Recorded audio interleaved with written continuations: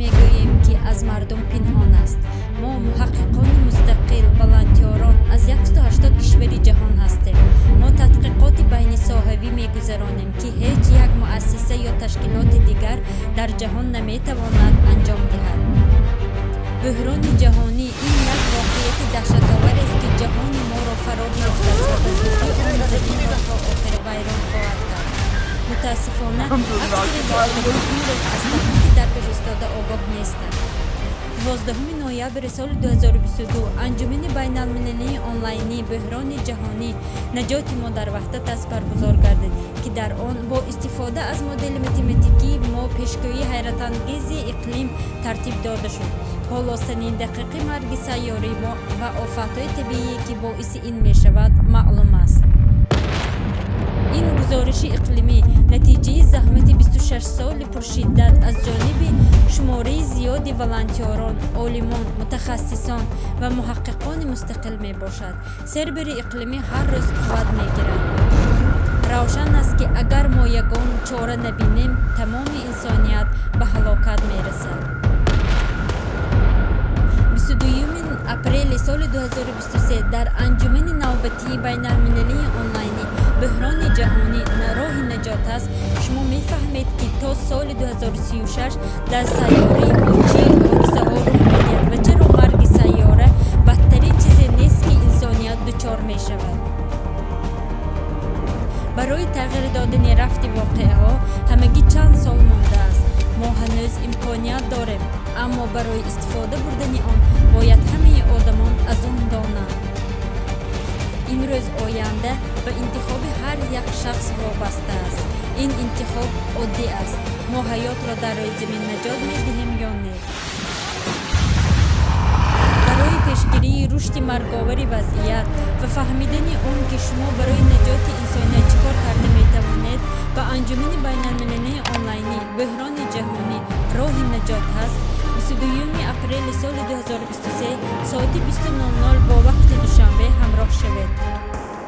дар бораи ин анҷуман дар ҳама платформаҳо, дар ҳама шабакаҳои иҷтимоӣ нақл кунед.